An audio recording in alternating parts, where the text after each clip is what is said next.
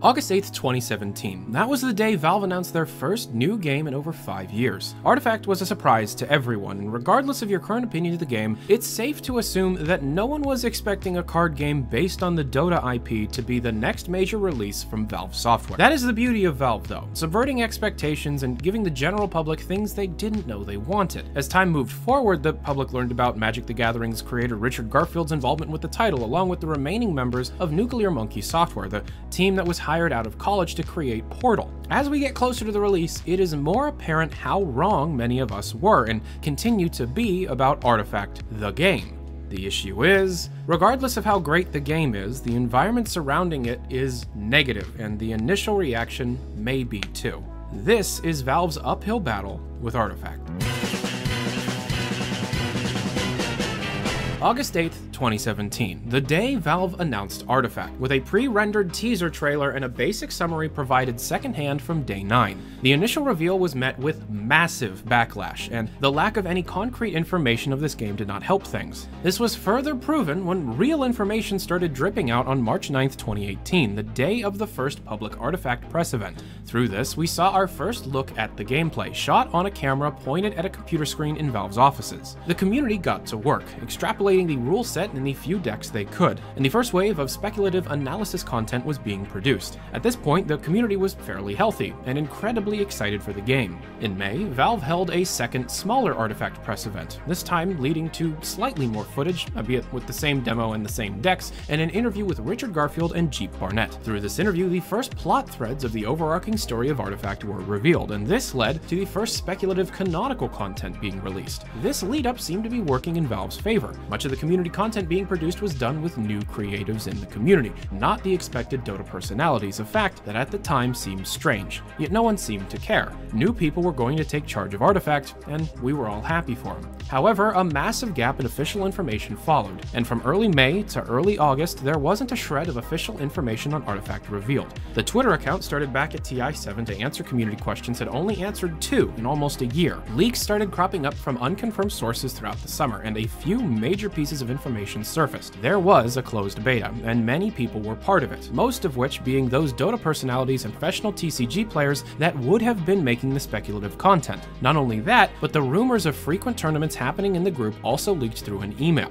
This was the start of the downturn of the community's mindset. At first, the idea of a closed beta seemed understandable and accepted. Valve wanted to test out their game, one with many moving parts that required balancing, so many people would need to help test. Who better for the job than those already loved in the Dota community and professional players from other TCGs? Only a few concerns were raised. If these people are given the game early, then the content from these people will be far and away better than anyone else, and those trying to build a name for themselves based completely off the speculative information wouldn't stand a chance. However, around this time these concerns were raised, TI8 happened, and Gabe did this. Everyone at TI8 and the upcoming packs would be given a free copy of Artifact and access into the beta, starting in October. All conversation shifted to this, and how people can grab a code for themselves. When packs rolled around, the fever grew exponentially, with the codes being given out at the show being sold on eBay for hundreds of dollars, and the direct feed livestream feeding into the growing number of content creators. Information about the game exploded, and the community morale was at an all-time high. The release date of November 28th couldn't come soon enough, but most were not worried. They had spent the money and secured their beta codes, giving them access into the game at least a whole month early. Packs came and went, and following, those in the closed beta started publicly talking about their experiences in the beta. Groups of people in the beta teamed up and started producing their own content, usually podcasts, with the major topics discussed being card reveals and analysis, and the anticipation grew for the October beta. Content continued to be created, more and more cards were revealed, and some leaked, and the size of the beta seemed to grow. October was getting closer, and those without a beta code started participating in contests to win one, usually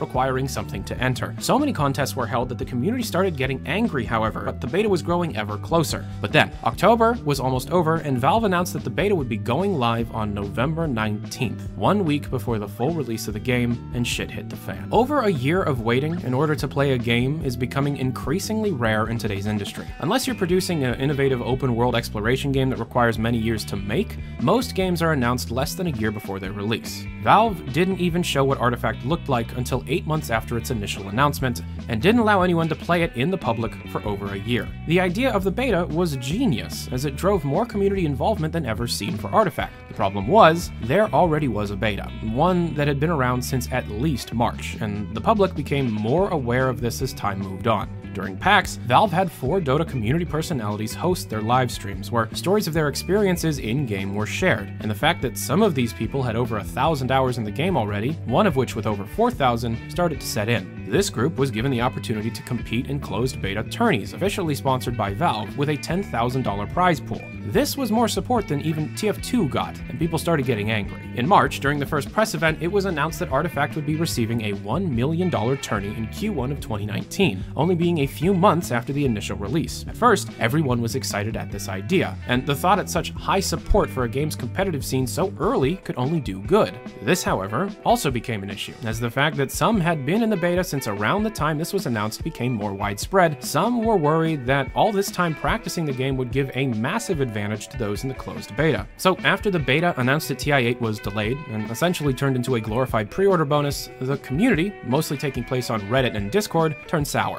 This is a much larger issue than it may seem, because Valve is banking on word of mouth to get this game sold. Curating the closed group to get the word out through podcasts and then travel around the industry won't happen if your small core fan base is angry and sick of waiting. The larger than planned gap has caused these podcasts and related content to grow stale very quickly, as without permission to show the damn game, creators are forced to analyze the same 288 cards repeatedly. Valve hasn't done much to advertise this game outside of the International and PAX, and as it stands right now, the community Valve is likely depending on to get the word out is just jaded after this very long period of time. I'm not sure how the game will do in its first days and weeks. I'm scared, because the same people that were booing the game at TI7 now have this incredibly mean-spirited community to point to when giving reasons not to play the game. Valve really needs that core fan base to create and communicate an incredibly positive message about this game, because the massive shame of this whole situation is how good Artifact actually is. We have reached a point where the quality of the product doesn't matter, because none of the people that could be helping Valve sell their game, being the community, can experience it for themselves, and they deserve to. I honestly don't understand why the beta just can't go live right now and let the community that has stuck with this wild roller coaster ride of a development cycle enjoy the damn game, because that was the original point, and I don't feel like it is anymore.